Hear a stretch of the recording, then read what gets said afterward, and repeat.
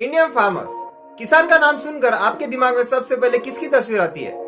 शायद ये। क्या आपके दिमाग में किसान का नाम सुनकर कभी ये तस्वीरें आई है?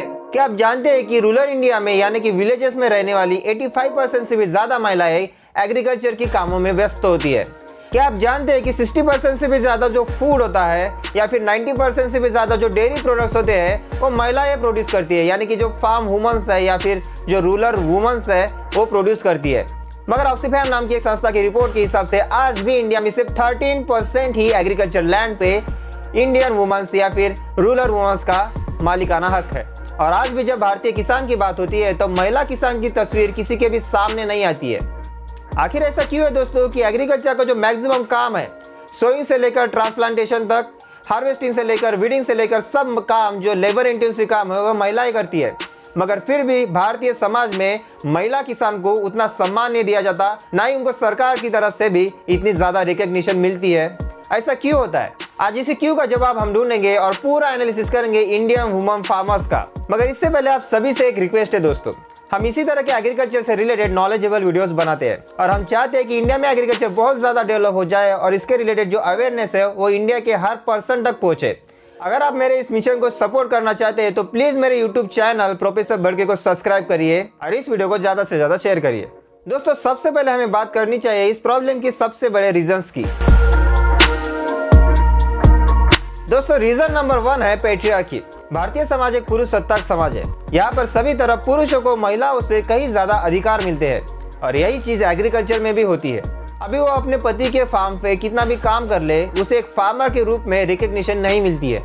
महिला किसानों को मोबिलिटी भी बहुत कम मिलती है। जनरली वो किसी पुरुष के साथ ही मार्केट में जाती है या फिर उन्हें परमिशन ही उनके साथ जाने पर मिलती है। दोस्तों, जनरली इंडिया में, खासकर रूरल इंडिया में महिलाओं से काम तो बहुत करवाया जाता है, जैसे कि मैक्सिमम एग्रीकल्चर का काम महिलाएं करती है। मगर फिर भी जब बात जमीन के अधिकार की आती है या फिर जमीन पर मालिकाना हक की आती है तो महिलाओं को उनके अधिकारों से वंचित रखा जाता है और उन्हें कोई भी मालिकाना हक जमीन पर कभी भी ज्यादातर नहीं मिलता है। दोस्तों, इस पुरुष सत्ताक समाज की वजह से महिलाओं का जो रिप्रेजेंटेशन है सभी तरफ, चाहे वो पॉलिटिक्स में हो, एडमिनिस्ट्रेशन में हो, चाहे वो कोऑपरेटिव सोसाइटीज में हो, वहाँ पर बहुत ही ज्यादा कम है। महिलाओं का इतना कम रिप्रेजेंटेशन होने की वजह से महिलाओं के डेवलपमेंट के लिए जो कदम उठाने जाने चाहिए वो कभी भी उठाए नहीं जाते हैं और महिलाओं की स्थिति, खासकर ग्रामीण महिलाओं की स्थिति वैसे ही खराब की खराब रहती है। दोस्तों, रीजन नंबर 2 है lack of awareness related land rights. बहुत सारी ग्रामीण महिलाओं को उनके लैंड राइट्स के बारे में कुछ भी पता नहीं रहता है। दोस्तों, इंडिया में लॉज के हिसाब से जमीन पर हक महिला और पुरुष दोनों का समान तरीके से है, मगर फिर भी एक स्टडी के हिसाब से इंडिया में जो टोटल एग्रीकल्चरल लैंड है उसका 83%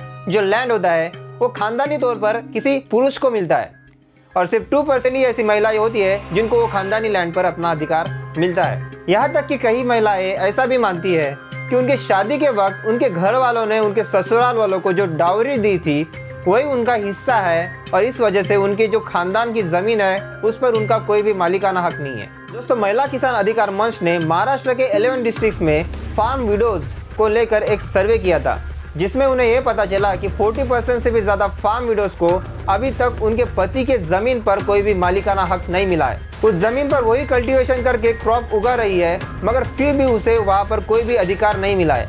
दोस्तों, अवेयरनेस इतने कम है कि 33% फार्म विडोज को यह भी नहीं पता कि उनको कोई पेंशन भी देती है सरकार। दोस्तों, महिला किसानों का भारत में इस बुरी हाल का तीसरा रीजन है इलिटरेसी। बहुत सारे महिला किसानें अशिक्षित होती है, इस वजह से उनका जो जमीन पर मालिकाना हक है उससे उनको वंचित करना बहुत ही इजी हो जाता है और महिला किसानों में जो लैक ऑफ अवेयरनेस है लैंड राइट्स के बारे में वो इसी इलिटरेसी की वजह से होती है। दोस्तों, अभी हमें ये देखना चाहिए कि महिला किसानों के पास उनके जमीन पर अधिकार न होने की वजह से क्या प्रॉब्लम्स होती है और ऐसा क्या नुकसान होता है इस वजह से कि हम इस बात पर इतना इम्फेसिस कर रहे हैं। दोस्तों, सबसे बड़ा प्रॉब्लम है कि उनको एक फार्मर के रूप में कोई भी रिकॉग्निशन नहीं मिलती, ना ही समाज से ना ही गवर्नमेंट से। दोस्तों, मैक्सिमम ग्रामीण महिलाओं को एक फार्मर के रूप में रिकॉग्निशन ही नहीं होने की वजह से उनको जो स्कीम्स होती है गवर्नमेंट की, जो बेनिफिट्स होते हैं गवर्नमेंट के, वो कुछ भी नहीं मिलता है। जिस तरह का इंस्टीट्यूशनल सपोर्ट बैंक की तरफ से किसी आम किसान को मिलता है उस तरह का सपोर्ट इन ग्रामीण महिलाओं को नहीं मिल पाता और इसी वजह से लोन और इंश्योरेंस जैसी जो फैसिलिटीज होती है वो इन ग्रामीण महिलाओं को नहीं मिल पाती है। और सबसे बड़ा नुकसान होता है लो वेजेस के कारण। ग्रामीण महिलाएं पुरुषों से कई ज्यादा खेती में काम करती है, मगर फिर भी उनको बहुत ही कम मजदूरी मिलती है उनकी इस काम के लिए, और इसी वजह से कई ग्रामीण महिलाओं की आर्थिक स्थिति कभी भी सुधर नहीं पाती है। और दोस्तों, अब हमें बात करनी चाहिए इस प्रॉब्लम के सॉल्यूशन के बारे में। दोस्तों, कोऑपरेशन और कलेक्टिव फार्मिंग वैसे ही पूरे एग्रीकल्चर के लिए एक बहुत ही बड़ा सॉल्यूशन है, मगर महिलाओं के सेल्फ हेल्प ग्रुप में भारत के कई जगहों पर ऐसा अच्छा काम करके दिखाया है कि अभी इसमें से ग्रामीण महिलाओं की जो स्थिति है वो सुधरने की कुछ आशा दिखाई देती है। और लगभग सभी राज्य सरकारें और केंद्र सरकार इस बात को लेकर बहुत ही अच्छा काम कर रही है। इस बात की पुष्टि देते हुए भारत के कृषि मंत्री श्री नरेंद्र तोमर जी ने यह बताया है कि केंद्र सरकार की महिला किसान सशक्तिकरण योजना का जो लाभ है अब तक 36 लाख से भी ज्यादा महिला किसानों को मिल चुका है, मगर इस दिशा में हमें और ज्यादा प्रयत्न करने की बहुत ज्यादा जरूरत है। दोस्तों, 2011 में जब डॉक्टर एम एस स्वामीनाथन एक राज्यसभा मेंबर थे, तब उन्होंने एक बिल लाया था जिसका नाम था वुमन फार्मर्स एंटाइटलमेंट बिल। इस बिल में यह कहा गया था कि खेती का काम करने वाली कोई भी महिला हो उसे वुमन फार्मर का दर्जा देना चाहिए, चाहे उसका किसी भी एग्रीकल्चरल लैंड पर मालिकाना हक हो या ना हो। दोस्तों, ये बिल 2013 में लैप्स हो गया था, मगर ग्रामीण महिलाओं को इस बिल की बहुत ज्यादा जरूरत है, इसलिए सरकार को इस बिल के बारे में सोचना चाहिए और इस बिल को जल्दी से जल्दी पास करना चाहिए। दोस्तों, जब मार्केट एक्सेसिबिलिटी यानी कि मार्केट में जाने की जब भी बात आती है तो महिला किसान कहीं पर भी दिखाई नहीं देती है। जब भी मार्केट से कोई एग्रीकल्चरल इनपुट लेने की बारी होती है, जैसे कि फर्टिलाइजर लाना होता है, तब वो पुरुष लाता है, ना कि महिला लाती है। और जब भी फसल मार्केट में बेचने की बारी होती है तब भी पुरुष ही जाता है, महिला नहीं जाती है। इस वजह से महिला किसानों के पास कभी भी सीधे तरीके से पैसा नहीं आता है और इसी वजह से उनकी जो पावर होती है वो कम हो जाती है। और सरकार को महिला किसानों की इस एक्सेसिबिलिटी को बढ़ाने के लिए बहुत कुछ करना चाहिए, मगर आज की डेट में ह्यूमन सिक्योरिटी भारत में बहुत ही ज्यादा कम है और हमें इस दिशा में बहुत ही ज्यादा काम करने की जरूरत है। दोस्तों, इसके बाद सरकार को और हमें भी महिला किसानों में जो लैक ऑफ अवेयरनेस है लैंड राइट्स के बारे में, उसे बढ़ाना चाहिए। और इसी बात को बढ़ावा देने के लिए हम 15 अक्टूबर को राष्ट्रीय महिला किसान दिवस के तौर पर सेलिब्रेट करते हैं। दोस्तों, महिला किसानों की सिचुएशन और अच्छी हो जाए इसलिए सरकार को बहुत सारी सब्सिडीज देनी चाहिए और सरकार ऐसे कर भी रही है। एग्जाम्पल के तौर पे देखें तो integrated scheme for agriculture marketing में महिला किसानों को 33% सब्सिडी मिलती है और जो पुरुष किसान होते हैं उनको सिर्फ 25% मिलती है।